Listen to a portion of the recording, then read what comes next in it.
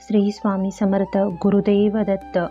रोजची देवपूजा यासाठी लागणारा वेळ आणि देवकार्य यामध्ये जाणारा आपला कालावधी यामुळे बऱ्याच जणी स्त्रिया असो किंवा पुरुष देवपूजा करण्यास टाळाटाळ करतात किंवा देवच नको म्हणजे ह्या सर्व गोष्टींचा त्रास नको.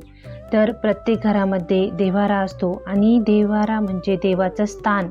आपल्या घरातील देवाचं जे स्थान असतं ते नेहमी स्वच्छ, सुंदर आणि प्रसन्न असावं की जेणेकरून आपण त्याच्याकडे बघितल्यानंतर आपल्या देवांकडे मन प्रसन्न झालं पाहिजे आणि असं वाटलं पाहिजे की खरोखर ह्या देवांचा वास आपल्या घरामध्ये आहे.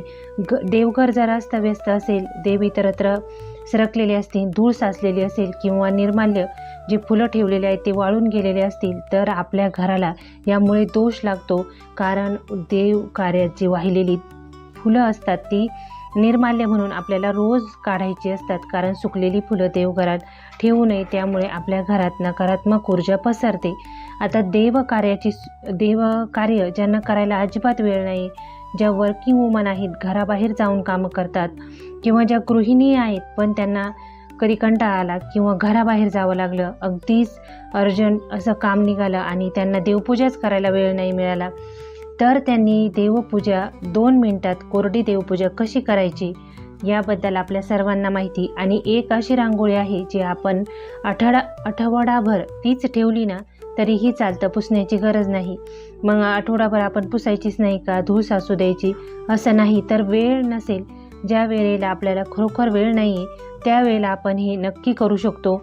आता देवकार्याची सुरुवात आपल्याला सर्वप्रथम कशापासून करायची असते तर सर्वात प्रथम आपण उठल्यानंतर, आंघोळ केल्यानंतर, शुचिर्भूत झाल्यानंतर सूर्य भगवानांना अर्घ्य देऊन देवकार्याला सुरुवात करायची असते. पुरुषांनी द्या, महिलांनी द्या, महिलांना वेळ नाही पुरुषांनी द्या, प्रत्येकाने अर्घ्य द्यावं. पण घरातून कमीत कमी कोणीतरी एकाने तरी अर्घ्यदान नक्की करावं. सूर्याला अर्घ्य दिल्यानंतर जीवनात सकारात्मक ऊर्जा येते आणि सूर्यासारखं आपलं जीवन प्रकाशमान होतं. अर्घ्य देण्यासाठी तुम्ही गंध, अक्षत आणि एक फूल टाकून सूर्याला अर्घ्य द्यायचं आहे. त्यानंतर आपल्या दारात लक्ष्मी प्रतीक मानलेली तुळस असते, तुळशीचं पूजन करायचं असतं. आता तुळशीची आपण कोरडी पूजा करू शकत नाही, पाणी नाही घातलं तर तुळस वाळून जाईल, त्यामुळे तुळशीला पाणी घालायचं आहे.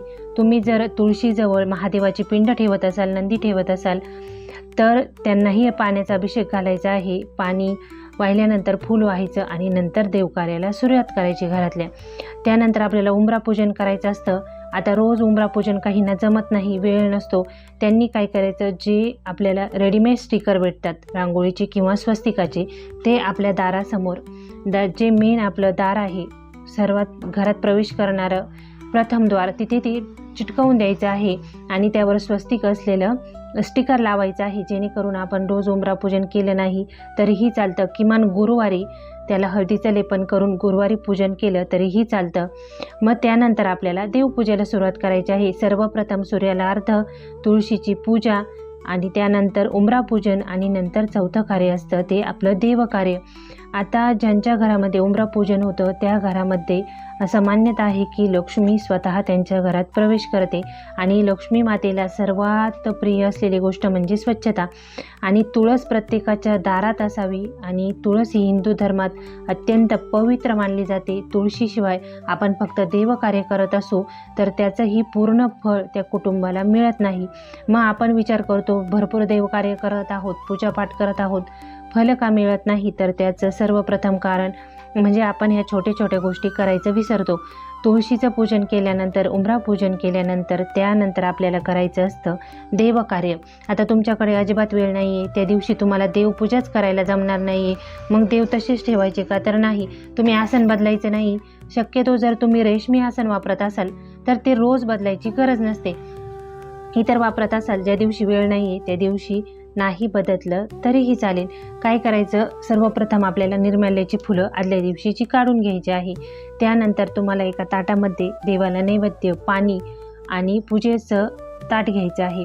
सर्वात आधी दीप प्रज्वलन करायचं आहे. दीपाशिवाय कोणतीही पूजा व्यर्थ मानली जाते, कारण अग्निसाक्षी नसलेली पूजा ग्राह्य मानली जात नाही.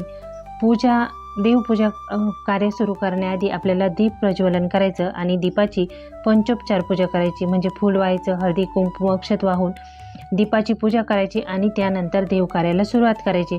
आता तुम्ही सर्वप्रथम काय करायचं आहे, जे निर्माल्याची फुलं आहेत ती काढून घ्यायची. त्यानंतर आपल्याला थोडेसे अक्षत घ्यायचे. आता फुलंही व्हायला वेळ नाही, मग घरातून आपण अखंड अक्षत घ्यायचे आहे. आता आपण प्रत्येक देवासमोर फुलाऐवजी अक्षत टाकतो. मग हे अक्षत पायदळी तुटतात किंवा देवाजवळ खूप अस्तव्यस्त दिसतं आणि कधी कधी त्याला मुंग्याही लागतात.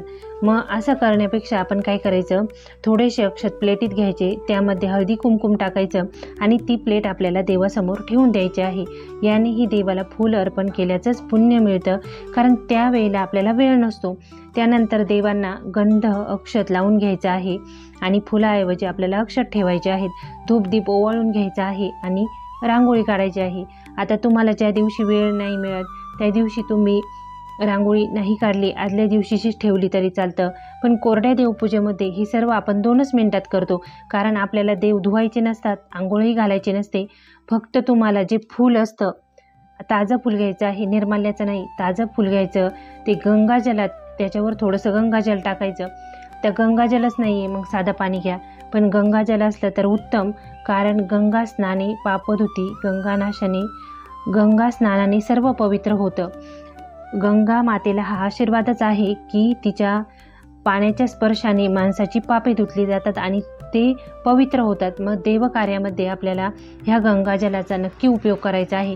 गंगाजल घ्यायचं आहे थोडंसं फुलावर आणि त्याने तुम्हाला देवावर ते गंगाजलाचं पाणी शिंपडायचं आहे. त्यानेच तुमची देवपूजा पूर्ण होते, कारण आपल्याला त्या दिवशी वेळ नसतो प्रत्येक देवाला आंघोळ घालून नंतर कोरडं करायचं. मग आपण फक्त गंगाजलाने देवावर फुलांनी पाणी टाकायचं आणि नंतर तुम्हाला हळदी कुंकू लावायचं, अष्टगंध लावायचा आणि देवाला शेवटी नैवेद्य दाखवायचा असतो. कितीही वेळ असो नसो, रोजचा नैवेद्य देवाला दाखवणं अत्यंत महत्त्वाचं आहे, कारण आपल्या अन्नातले दोष देवाला नैवेद्य दाखवल्यामुळे कमी होतात. आपल्या घरामध्ये अन्नधान्याची कधीही कमतरता पडत नाही. ज्या व्यक्तींच्या घरामध्ये मानसिक ताणतणाव आहे, घरामध्ये खूप वाद होतात, त्या व्यक्तींनी जर रोज नैवेद्य दाखवून ते नैवेद्यामध्ये ठेवलेलं जे अन्न आहे ते आपल्या घरातल्या सर्व व्यक्तींना प्रसाद म्हणून दिलं तर 100% त्यांच्या विचारांमध्ये बदल होतो.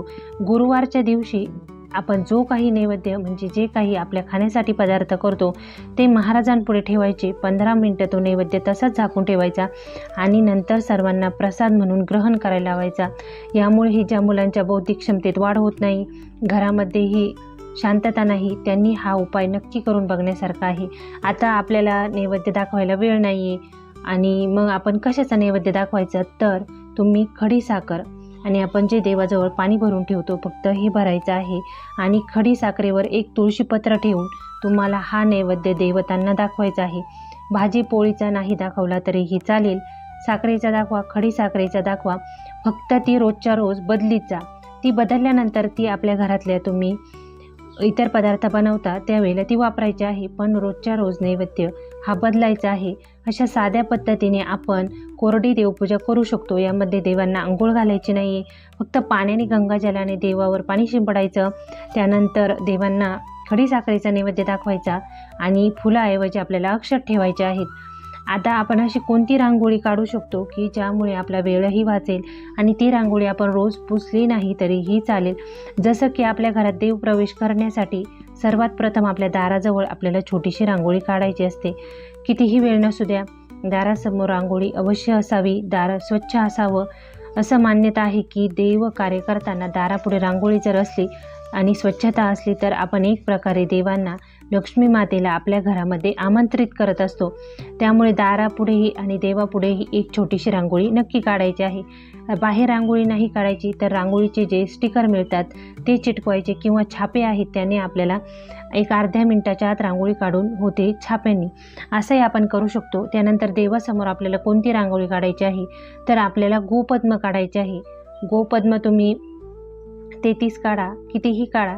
गोपद्माचे छापे मिळतात तेही आपण टाकून आपल्या देवासमोर रांगोळी काढू शकतो. ही गोपद्माची रांगोळी तुम्ही कधीही 4-5 दिवस ठेवू शकता, नाही पुसली तरीही चालेल. ज्या वेळेला आपल्याला वेळ नाही त्यावेळेला. आणि यामध्ये असं एक 2 वस्तू असतात ज्या कधीही शिळ्या होत नाही निर्माल्यामध्ये, ते म्हणजे तुळशीपत्र आणि बेलपत्र. ह्या 2 वस्तू पूजेमध्ये कधीही शिळ्या मानल्या जात नाही. त्यामुळे ह्या जवळ हिरव्या आहेत तवर आपण देवपूजेत त्या ठेवल्या तरीही चालतं. देवपूजा नित्य करणं गरजेचं आहे, कारण आपण जसं रोज अन्न ग्रहण करतो तसं देवांना रोज नैवेद्य दाखवणं गरजेचं असतं. आपण रोज स्वच्छ होतो तसं देवांनाही रोज स्वच्छ करणे गरजेचं असतं, कारण आपला देव्हारा जितका प्रसन्न, देव जितके प्रसन्न आणि व्यवस्थित असतील तितकं त्यांचं छत्र आपल्या घरावर असतं, कारण देवांचं छत्र आपल्या घरावर असणं खूप आवश्यक आहे. त्यामुळे आपल्या घरातील वातावरण आणि आपलं संरक्षण होतं. आपले देवता, कुलदैवत हे सर्व आपले कवच म्हणून आपल्या अवतीभोवती असतात आणि हे आपलं संरक्षण करत असतात प्रत्येक अडीअडचणीतून, प्रत्येक संकटातून.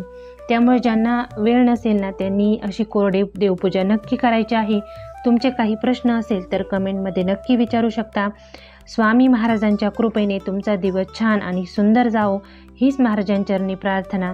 श्री स्वामी समर्थ.